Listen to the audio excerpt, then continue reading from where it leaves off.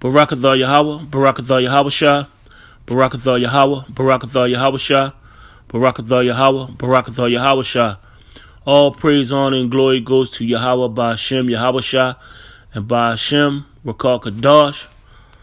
Double honors goes to the apostles and elders of Great Millstone. And a sincere shalom goes to the Akim out here that's pushing this truth in all four corners in truth and sincerity. Basically, I seen this article, and it's a pretty reputable magazine. This is from the Time magazine. It's talking about Donald Trump. That's that name again. That guy, Donald Trump. Basically, it was a law. Well, not a law, but a bill they were trying to pass for a while. Basically, it's about the SNAP benefits. Basically, the EBT. He want to cut the EBT again. Basically, he's saying that there's a lot of fraud going on with the EBT SNAP program, and basically he's saying through Barack Obama, he made it too easy for people to get benefits, and they've been getting the benefits for too long. Basically, the SNAP program is supposed to be a temporary thing. You know, he's saying people that's on SNAP been on SNAP for a long amount of time, and his plan is instead of dispersing the benefits on that card. I mean, first before it was the card, it was stamps. You know, physical stamps like currency or whatever. You would go to the store and you know, pay in the cash register like regular money, but it was another form of money. Then the drug epidemic came, and people was selling their stamps for trading their food stamps for drugs and this or that. Then the government tried to get slick, and to alleviate that, they put it on a basically like a credit card or whatever. And you know, Jake and Esau. I ain't gonna just blame that on Jake. They find a way to get around things, so they was letting people hold their cards and give them the PIN number and had them go to the store and buy food. So to Donald Trump and all the other wicked leaders he got with him, they found out a way to try to stop that.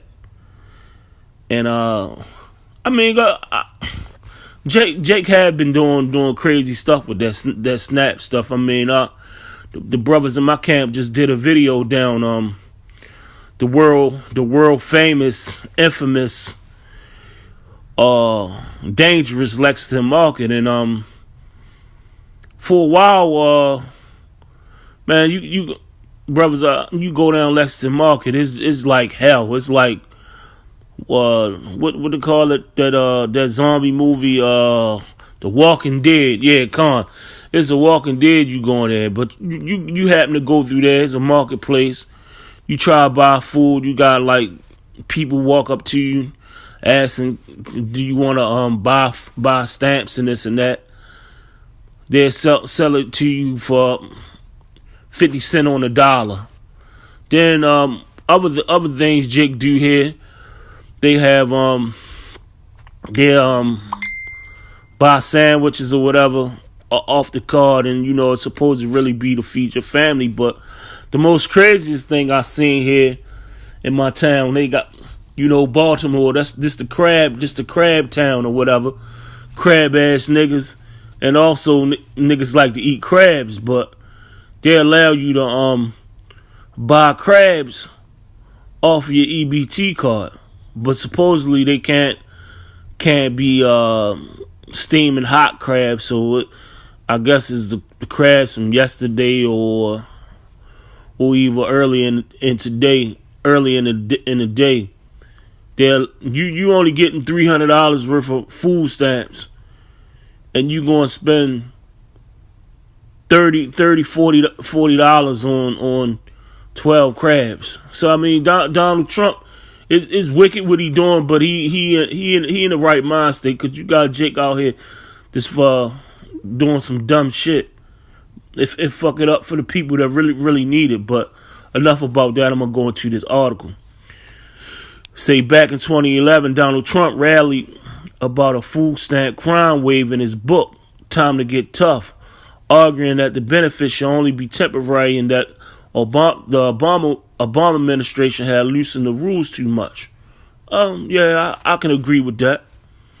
The food stamp program was originally created as temporary assistance for families with monetary times of need. I mean, we up in this fucked up place. It's tough. It's hard to find jobs. I mean, and the jobs that pay, they ain't really paying much. So I mean, you gonna need them. But anyway, continuing on. Well, some people really need them, and it should, even though the system make you keep reapplying like every 3 months, like something like your situation ain't going to change, but that's what it is, and it shouldn't be needed often, he wrote. But when half of the food stamp recipients have been on the dole for nearly a decade, something is clearly wrong, and some of that has to do with fraud. Yeah, I agree. As the president 7 years later in his proposed budget but slash the food stamp program while dramatically reshaping it to send food directly to recipients instead of allowing them to buy their own food. During a briefing Monday, the budget director Mick Mulvaney described the proposal as a blue apron type program, comparing it to a high-end service that delivers $10 meal kits for recipients like roasted cauliflower and farro salad. The average food stamp benefit works out to about $1.40 a meal by comparison. Now, you know, that's going to cause an uproar. Jake ain't going to be able to get their pork chops, their crab cakes. They talking about sending somebody roasted cauliflower. Jake going to fuck some shit up. Salakia. What we do is propose that for folks who are on food stamps not all part of their benefits come in an actual sort of, and I don't want to steal somebody's copyright, but a blue apron type program when you actually receive the food instead of receiving cash, Mulvaney say. Like most of the rest of Trump's budget, the changes of food stamps seem unlikely to pass anytime soon. President budgets are typically met in a difference at the best on Capitol Hill, though ideas in a can often turn into legislation down the road. The proposal will make a dramatic shift in the SNAP program, which provides food assistance to people that make less than 130% of the federal poverty line, $1,700 or less a month for a family of 3 under current calculation. The cutoff varies by size. Now, look, listen to that. I mean, honestly, more people should be getting more than that, because you look at it, the government know what the hell they doing. $1,700 or less, $1,700 a month for a family of 3 people. Let's just say Maryland. I mean, you in Maryland, $1,700 a month. That's nothing for a family of 3 people. If you have you can't get an apartment in Maryland for. You can't get a decent apartment in Maryland for under $700, and that's going to basically be like a 1-bedroom. So if you got a family of 3, taking that being the father ain't in the household, you say it's the mother and 2 children, you need a 3-bedroom, maybe a 2-bedroom, That's going to be at least $1,000 right there. Not including the gas and electric. That's like another $250, $300. That's $1,300 on top of toiletries, washing clothes, and all that. All that's gone right there. So I mean, that's just crazy. Anyway, the budget Move was outlining would spend $17 billion less on food stamps in 2019 and about $213 billion less over the next decade, while making other cuts to the federal safety net programs such as Medicaid. Instead of low-income families who get more than $90, instead of low-income families who get more than $90, what can $90 do for a family of three? What can $90 do for a family of three? And they talking about cutting it, man. I mean, I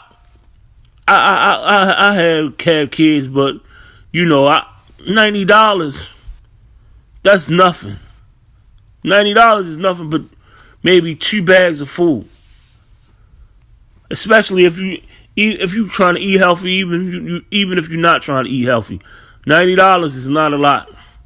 But anyway, we'll receive something called an American Harvest Box. Items such as canned meat, noodles, juice, and shelf-stackable milk, and the government will buy wholesale prices. I mean, it ain't no shame in my game. I mean, I came up. My mother worked, but you know, I felt under those. We fell under those guidelines, and this program to me looked like, it seems like to be that same program it was back in the late 80s, early 90s, where they used to get a free cheese, the butter, the tuna fish, the canned pork, and all that in a pound of milk. Like the Donald Trump not slick at all, but I mean, basically, it's already a famine. He already making it worse. Jake got caught up in those being comfortable, getting those food stamps, and Jake used to eat in a certain way. But I'm gonna bring out a scripture.